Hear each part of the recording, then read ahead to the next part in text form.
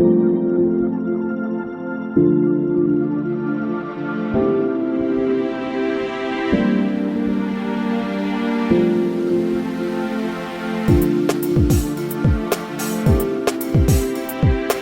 to the intersection of technology, cybersecurity, and society.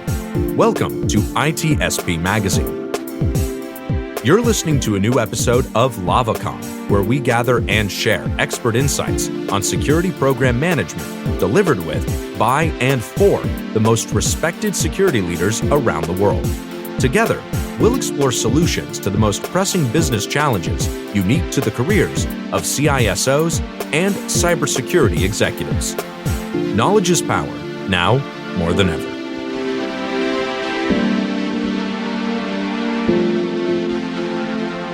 Hello, everybody. This is Sean Martin, and you're very welcome to the Blue Lava community here on ITSP Magazine, where we talk about operationalizing security program management by the CISOs for the CISOs. And I'm thrilled today to have none other than Mark Weatherford join the show. Mark, thanks for being here. Thanks, Sean. Thanks for having me. Been looking forward to this one.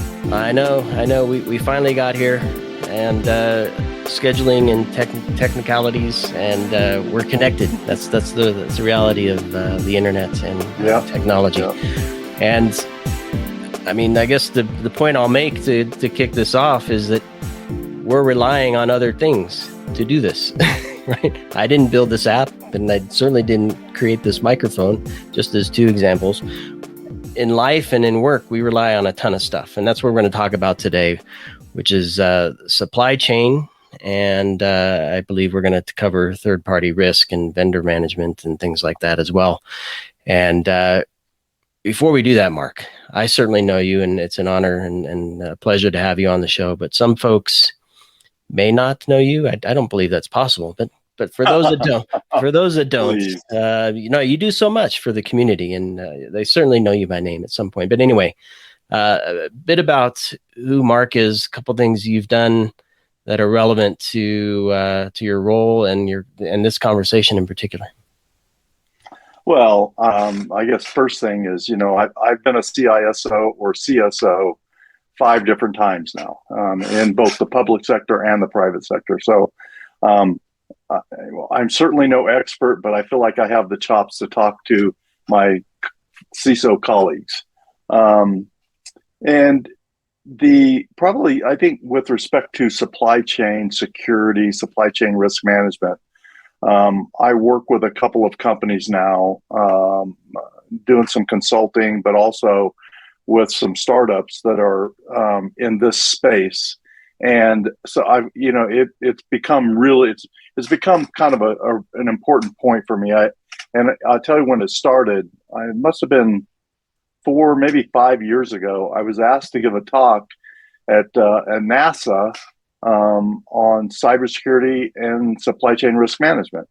And I thought, oh, this is easy to do. And as I started researching it, to give the talk, I realized, holy cow, I really don't know a lot about the supply chain. I mean, thought about it, from an operational perspective, that I'm dependent upon, getting my stuff, and whether my stuff is hardware or software or devices or services, there's a tail that goes along with that supply chain that I better understand it. And I guess at the NASA event, it just hit home to me as I'm hearing other speakers talk about, when they put a satellite up in space that's going to be there for, 20 or 30 years, they have to know the provenance of every single component, whether it's a nut, bolt, and washer, or a circuit or a piece of wire. They need to know where that came from and that it was built, within specifications and tolerances. And it really kind of brought home to me the importance of supply chain. So that was my journey into becoming, more knowledgeable about this topic. Yeah, and let's start there. You've already started. Let's keep going with that, because clearly I have a cybersecurity background, and when I think of supply chain, my natural trajectory is third-party vendors. And typically that's, well, these days it's software and cloud and maybe a hardware device thrown in there, if I'm running firewalls on-prem and things like that. And then and that's all the security, but then organizationally, you might have HR software or CRM software, but again, it's still software. And I want to get your thoughts on this, because what you described in the NASA world is nuts and bolts, right?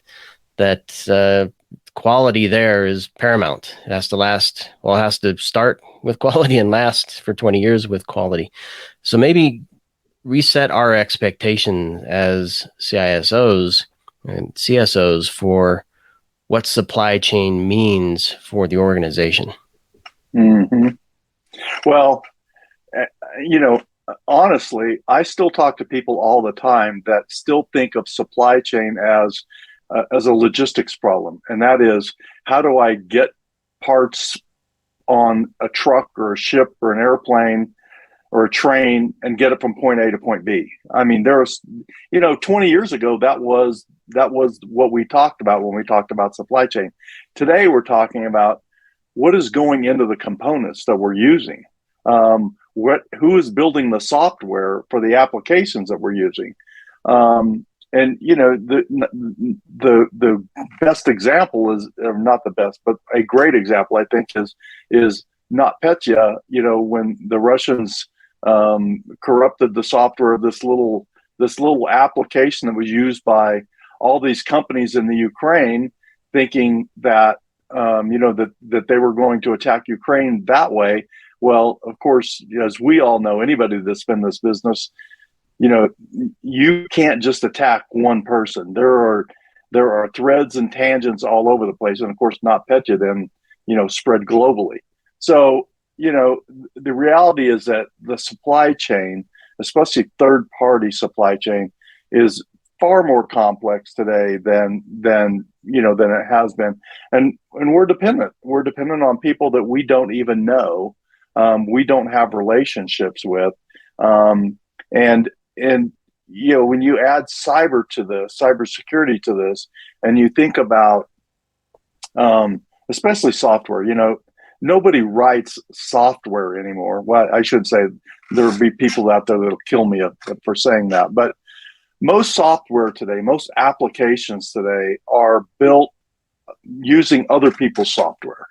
Built using other subroutines, other components. Go to GitHub and you find a timing protocol or a little app that does counting for you, and you don't write it. You just go find it and you put it into your thing, into your what you're building. So without really understanding the provenance of all this software, you can be doing things that you literally have no idea what the unintended consequences of integrating that software into your technology. And a really quick example, I was consulting to a company about 4 years ago, and they were doing an acquisition, and they asked me to come in and just kind of help them oversee their due diligence that they were doing with this company that they wanted to acquire. Well, it was interesting because more than 50% of this company's current revenue came from the federal government, the U.S. federal government. Well, when we did the due diligence for this company, we realized that most of their code was written in Russia. Now, this was 3 or 4 years ago, so it wasn't Russia wasn't front and center like they are today. But even then, what I told them was, I said, all of your government customers are going to go away if you buy this company. For you to have a relationship like that with code that's being built in Russia, your government customers just aren't going to tolerate that.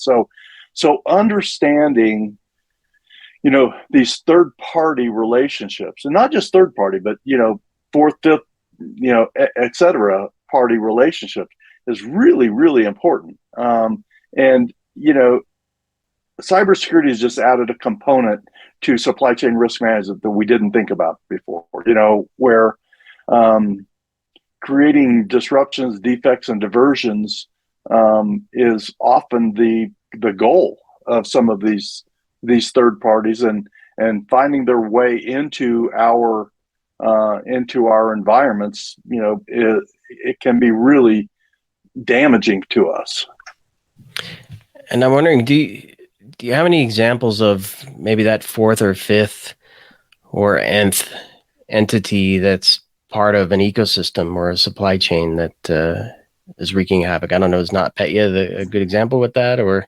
Yeah. Well, I mean, you could say SolarWinds was an example of that. I mean, that was maybe not that was a second tier, but the way it happened was, without recounting the whole event, we just become so dependent and so trusting of our vendors that we just assume that what they're giving us is what they think they're giving us and what they say they're giving us. So without us doing our own due diligence, without us doing our own, reviews and ensuring that those suppliers, in fact, do know what they're doing. There's a saying that we've said for a long time. If I trust you, I assume the risk that you assume.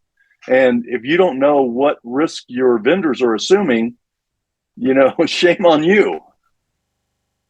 So that's the big question mark, because I mean, first tier, and I don't know how many. I'm trying to think back now to when I was looking at this space. Big media entertainment company may have had 1,000 first tier vendors. Yeah, yeah. And who knows how many of those had been, and which obviously make the second tier, but third and fourth and nth. I mean, nth means infinity. So infinity seems to me as impossible. So how do we get a handle on this? Well, anybody who says security is easy is not in the security business. And we've said it for a long time, 100% security is impossible if we want to do business. Our job is to do as much due diligence as we can as is possible that we know about. What we don't want to do is to have somebody come to us and say, wow, your fourth tier supplier is providing product out of North Korea. How shameful would that be? But there was a report by Interos. Interos is a supply chain risk management company. They put out a report right after, I think it was the same week that Russia invaded Ukraine in February. And they said, there were more than 2,100 companies, U.S.-based companies, and over 1,000 European companies that had at least one direct tier one supplier in Russia. And about, I think, over 450 firms in the U.S. Had tier one suppliers in Ukraine. So you can imagine, how many of these companies actually knew that they had tier one suppliers in Russia and Ukraine. And so when you think about the proportion of U.S. and European supply chains that include tier one Russian or Ukrainian companies, while it may be low, relatively low when you think of the universe of suppliers out there, it increases a lot when you start thinking about indirect relationships with suppliers at tier 2, 3, and other levels that you may not know about. I want to say, I think it was part of that same report, that same Interos report that said something like 200,000 firms in the U.S. had tier 3 suppliers in either Russia or Ukraine. So, I mean, I had this conversation with one of the companies that I consult to. We did some quick due diligence after this, and we realized, our board was going to be asking us about this. Where are our relationships? And, so thankfully, I don't know that we were 100% accurate, but we were 90% accurate that we could say, yeah, we know where they are. And so that's why I think it's just really, really important to do your due diligence in advance, and know where these guys are. So that's helpful at the onboarding process, the procurement process, perhaps. There's a lot of legacy. I know stuff. where you're going. Oh my gosh. So how does, and I don't know, does this fall on your shoulders as a CISO, Mark, to do that work, or do you share the load with the procurement team and I don't know, is there a risk officer involved, or who's involved in this to really get a handle on that? Yeah, well, certainly your procurement folks, and your risk, if your risk management folks are involved. So I would say some of it is the responsibility of the CISO or the security team. Certainly if they are security components and security technologies. But I've always felt, well, it's kind of my responsibility as a warden of the company to take an interest in this. And even if I don't own it, to ask the questions and make other people uncomfortable with answering the questions. So, we get, that happens to us far too often, where people like to put us on the spot with hard questions. It's our responsibility, I think, as good citizens of our companies, to make sure that, that somebody is answering these questions. And man, I tell you what, board of directors around the world were really sweating it out, still are today, but really we're sweating it out, right after Russia invaded Ukraine, and some of these reports started coming out, and people going, "Holy cow!" And if you think about it, I mean, there are certain sectors of critical infrastructure that are obviously more dependent upon Russia and Ukraine than others. If you're in the farming or agricultural community, Ukraine is like right at the top of the list. If you're in the oil and gas business, Russia is right at the top of your list. Whether they're providing pipes or providing geography or people, you just got to know this stuff. You ask the question. In fact, you're probably never going to get an answer that you're satisfied with, but at least you can feel confident that you've asked the questions and you're working towards getting the answer.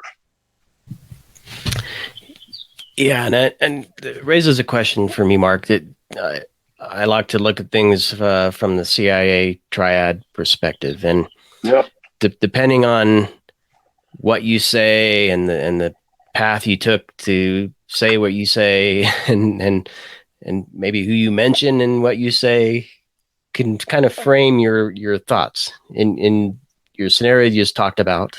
And when you mention Russia, I think nefarious and malicious, right? And with that, I don't know. I guess pipes, I think availability, but perhaps with food, I think integrity, right? And then absolutely, when you start talking hospitals and healthcare, privacy is important, but also integrity and availability. So I guess my question to you is, how can CISOs kind of get their head around what the risk is to their supply chain without getting caught up in predefined or predetermined biases that they may have from previous experiences, or just that's how the team operates? Or well, to step way back into the conversation, man, understanding what risk management means to your company is really important. And every company, and I've worked with more than a lot, has a different risk appetite. What one company may say, oh my God, this is a priority 1 for us. Another company may say, it's a priority 5 or 6, or maybe we'll get to it one day. So I don't know if this is answering your question, but you really do need to understand what your risk posture is. And, sometimes it's geography dependent, as in the Russia-Ukraine issue. Other times it may be financial dependent. It may be, there's a lot of different dependencies that your company may be faced with from a risk perspective. If you're in the financial sector, you're worried about, of course, everybody's worried about ransomware, but you're worried about, what are some of the implications of some of these technologies like blockchain that may disrupt the financial industry at some point. And again, this is why, man, being a CISO today, I honestly think it's the hardest job in the world. It's certainly in the technology space, because when I started doing this 25 or 30 years ago, I guess, showing my age, it was I felt comfortable calling myself a security expert because I knew more than most people.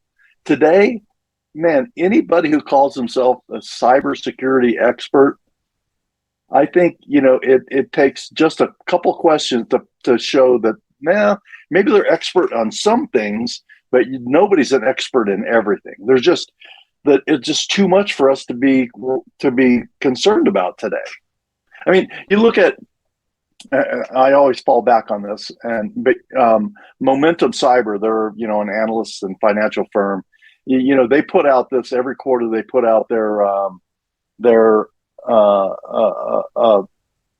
it's a slide that shows all of the companies in the market space. Landscape or something. Yeah, the cyber market landscape, and you look at that. There are thousands of companies on there in dozens of different sectors, whether it's endpoint or encryption or IDM or SIM or SOAR, and I challenge anybody to say I'm an expert in all of these categories and I can pick the best product out of everyone. No one can do that. There's just too much. So so many questions in my head, Mark. So I think I remember hearing a story where the pandemic impacted production of a particular material that impacted the supply chain for a widely globally used medication. I don't know if it was for insulin or asthma. I think it was asthma, actually. And it was because workers couldn't produce the material in China, and then it just impacted everything else. Yep. That affects a lot of people, right? Certainly asthma and probably insulin as well, depending on which one it is. But that's not technology necessarily, but that it could be, right? It could be. So I guess my question is how do you map, or is it, what I'm trying to figure out is there a picture that the organization draws that says, here's our ecosystem, here's the big red spots that, by golly, we can't let anything happen here. This is important from an availability. This is important for privacy and security. How do the companies kind of do that initial work? Well, this is where I think you have the issue of, you've probably heard me say this before, what I call the Fortune 500 and the unfortunate 5,000. The Fortune 500 have the resources to throw against some of these problems. So they can do that. And you mentioned earlier, and I wanted to say it, I had done some work for a company, and they wanted to review and see who all of their first tier suppliers were. And when we first talked to them, they said, yeah, we think we probably got, 3, 4, 5,000 suppliers. After we did, talk to their procurement, talk to everybody in the company, they had like 12 or 13,000 suppliers. So they were stunned by that. So I was at a talk, and the CISO at Lockheed Martin was there, and we were just having a chat, on the side. And I mentioned this story, and he looked at me like, that's nothing. He said, I have 90,000 first-tier suppliers.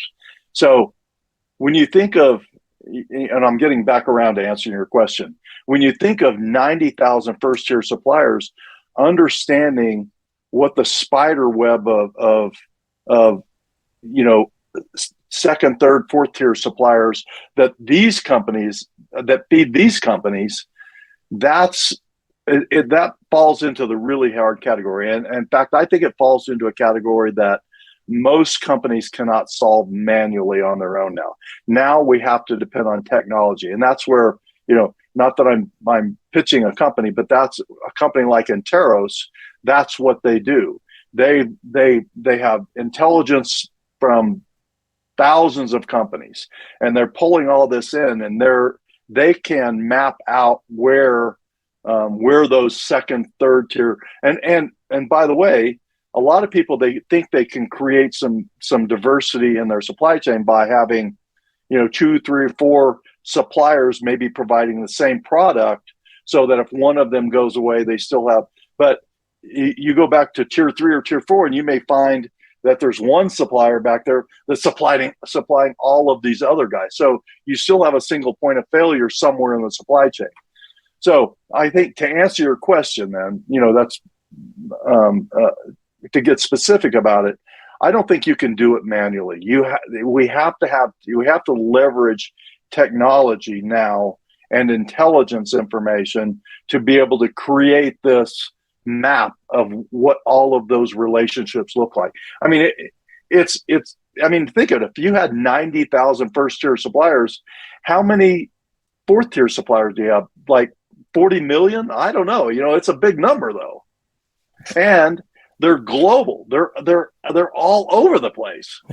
Yeah. I can't count that high, Mark. So thankfully I don't own this problem, but to your point, I think technology is important. And I'm wondering, early days or companies trying to score, I know there's a lot of work going into ensuring contracts have the right language. Questionnaires have been thrown around. Everybody has their own questionnaire.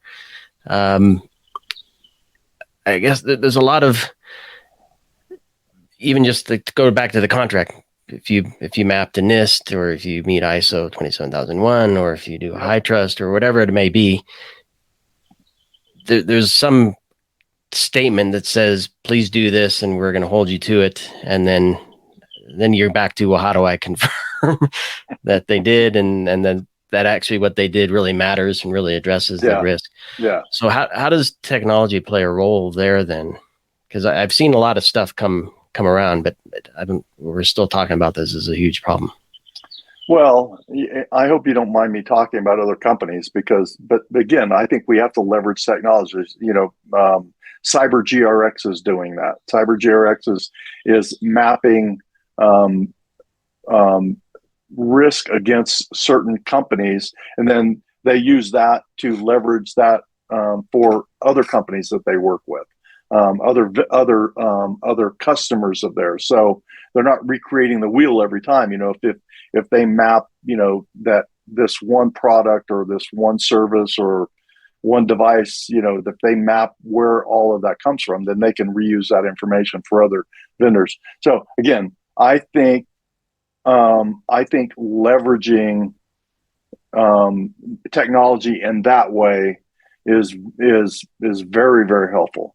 And you talked about understanding your vendors, putting it in contracts. Again, this falls into the very hard category of, okay, even if you did it the first time, even if you did it today, and they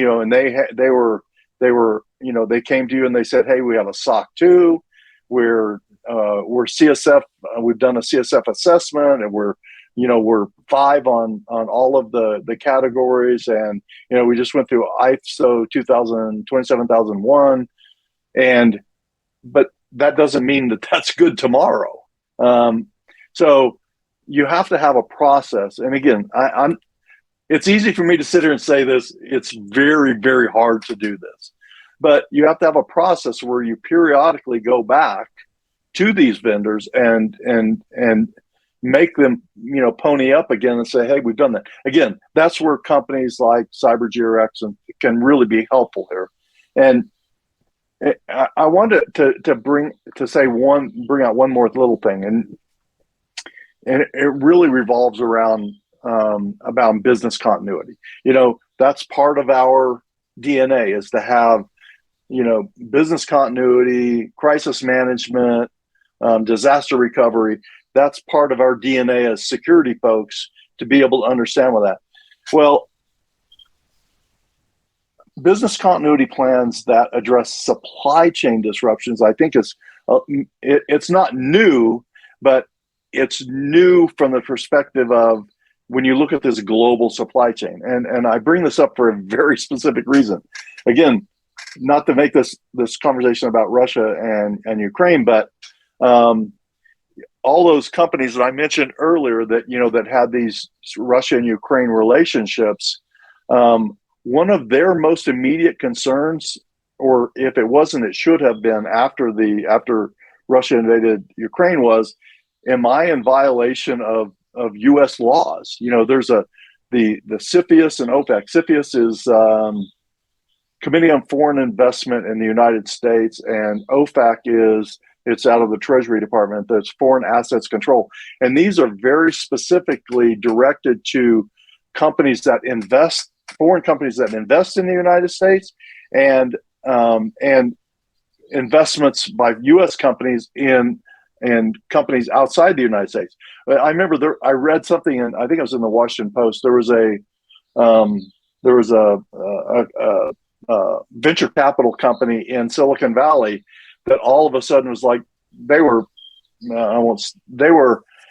having anxiety attacks because some of their major investors were Russian oligarchs, and now all of a sudden they're backtracking, trying to figure out, how do we get these guys out of our portfolio? So, that's on the policy side of things, which, when I was at DHS, I spent a lot of time on this high level policy stuff. But it's really important to understand that. I mean, even if everything else is clear, the last thing in the world you want is, Treasury Department knocking on your door and saying, hey, we're going to sanction you, a U.S. company, and fine you and apply civil penalties on you because you have this relationship with somebody, a nation or a company that's on the OFAC advisory list. So, where do we go from there, Mark? So I think, because we're coming up on the end of time here, and I want to make sure we give a couple nuggets to the CISOs listening. Even just me listening to you, I feel overwhelmed, and I imagine a lot of those listening are as well. If they're a small company with a small team, but are doing big things, and in particular the software space, and maybe that's an area we can maybe wrap with, is, and what can they do to start? Because it sounds to me like they need at least some visibility into kind of the big swath of everything going on. Right. Yeah. So when the question comes, are you, do you, have you, will you, what happens if this goes away? Do we have redundancy? Do we have resiliency? So what's let's say the first thing listeners can do next week to really amp up their game here? Yeah. And kind of remove the overwhelming feeling, perhaps even. Yeah. So two things that are eminently doable. And maybe not doable next week, but they're things that you can start on that are not overwhelming. And the first one is get a list, know who all your tier one suppliers. Who do you have contracts with? Who do you actually have a contract that has two signatures on it, and you're providing them money for services or product? If you have that list, there are things going to pop out of that. They're going to be obvious that you need to dig into further. It's just going to naturally happen. So that's the first thing. The second thing, and again, falling back on this CSF and SANS top 20 and everything else, have an asset inventory. Know what products you have in your environment, software and hardware. I still think that that's the number one thing that every CISO should do. You should know what products you have. And, it is cliche as hell, and I hate to say it, but I'm going to.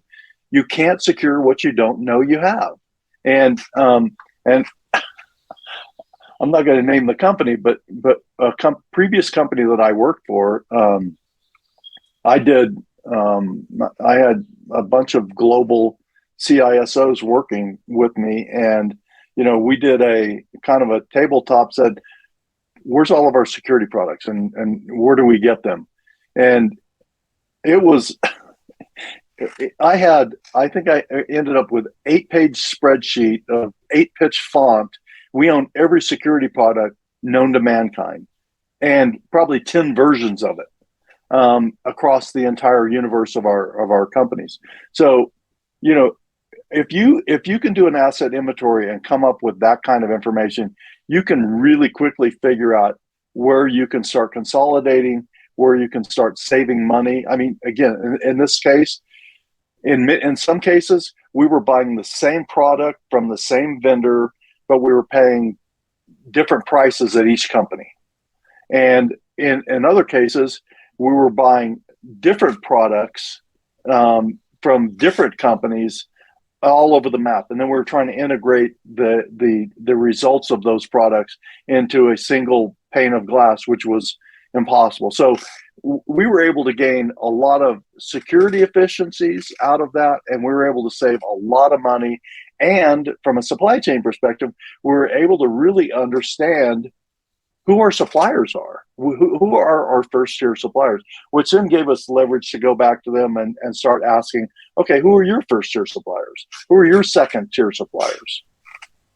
That's a fantastic story, Mark, because I mean, you just think about there's a lot of risk just in complexity, right? Oh.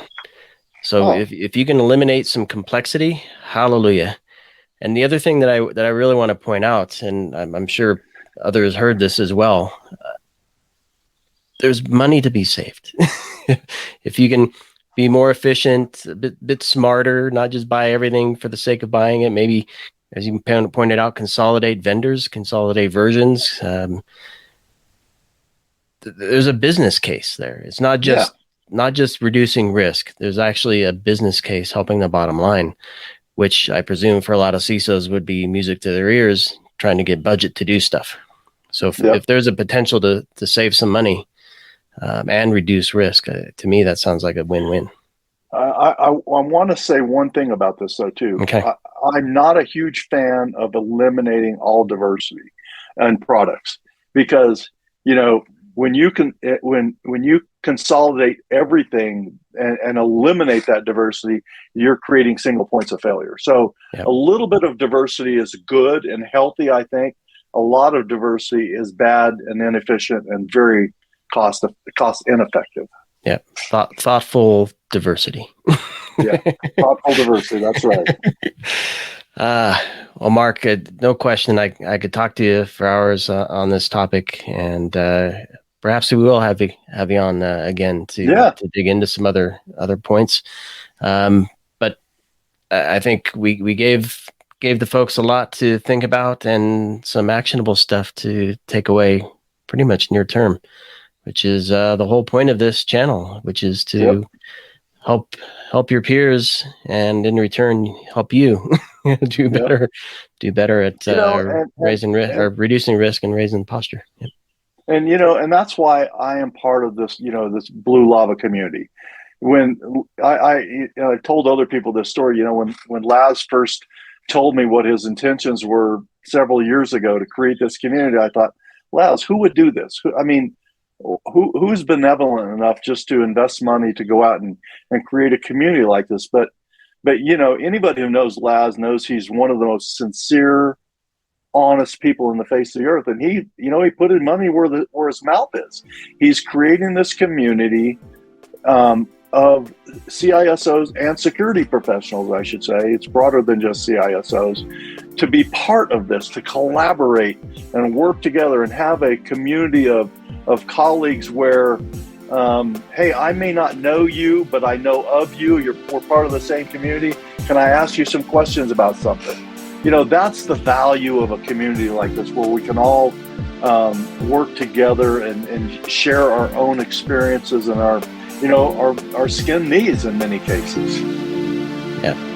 This isn't about threat intel sharing. It's about experience sharing and real information sharing. And the conversations we're having here are incredible. And I know, Mark, that Laz and the Blue Lava team appreciate you and all that you do, and they're happy to have you as part of this.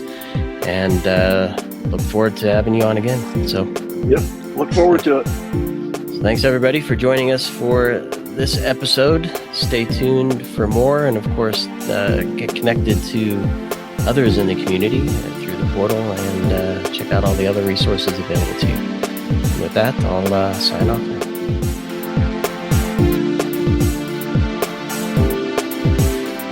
We hope you enjoyed this episode of the LavaCom podcast. If you learned something new and this podcast made you think, then share itspmagazine.com with your friends, family, and colleagues. If you represent a company and wish to associate your brand with our conversations, sponsor one or more of our podcast channels. We hope you will come back for more stories and follow us on our journey. You can always find us at the intersection of technology, cybersecurity, and society.